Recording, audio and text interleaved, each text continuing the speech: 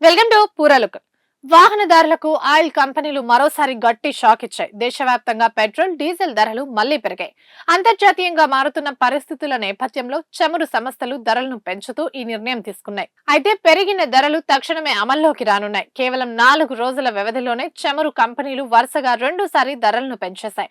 తాజాగా పెట్రోల్ పై 86 పైసలు, డీజిల్ పై 83 పైసలు పెంచుతూ ప్రభుత్వ రంగ ఆయిల్ కంపెనీలైన ఐఓసీఎల్, బీపీసీఎల్, హెచ్పీసీఎల్ నిర్ణయం తీసుకున్నాయి. మొన్నటికి మొన్నే రెండు ఇంధనాలపై ఏకంగా ₹3 చొప్పున పెంచిన సంగతి తెలిసిందే. ఆ భారం నుంచి కోలుకోకముందే ఇప్పుడు మళ్లీ ధరలు పెరగడంతో వాహనదారులు లబోదిబోమంటున్నారు.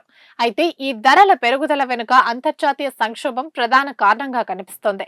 పశ్చిమాసియాలో నెలకొన్న యుద్ధ వాతావరణం, ముఖ్యంగా అమెరికా, ఇరాన్ మధ్య దీర్ఘకాలికంగా కొనసాగుతున్న ఉద్రిక్తతలు చమురు మార్కెట్ ను దెబ్బతీశాయి. వ్యూహాత్మకంగా ఎంతో కీలకమైన హర్ముజ్ జలసంధి దిగ్బంధనం కారణంగా నౌక రవాణా నిలిచిపోయింది. దీంతో అంతర్జాతీయంగా ముడి చమురు, గ్యాస్ సరఫరాలకు తీవ్ర అంతరాయం ఏర్పడింది. భారత ప్రభుత్వం, ఆయిల్ కంపెనీలు ఇప్పటి వరకు భారీ ధరలకు క్రూడ్ ఆయిల్ కొనుగోలు చేస్తూ రోజుకు సుమారు 1,600 కోట్ల రూపాయల నష్టాన్ని భరించాయి. దేశంలో ద్రవ్యోల్బణం పెరగకుండా కేంద్ర ప్రభుత్వం కూడా ఇన్నాళ్లు ఇంధన ధరలను నియంత్రణలోనే ఉంచే ప్రయత్నం చేసింది. కానీ అంతర్జాతీయంగా పరిస్థితులు మరింత దిగజారడంతో ఇక ధరల పెంపు తప్పనిసరి అయిపోయింది. హర్ముజ్ జలసంధి వద్ద ఉద్రిక్తతలు ఇప్పటికిప్పుడు చల్లారేలా కనిపించడం లేదు.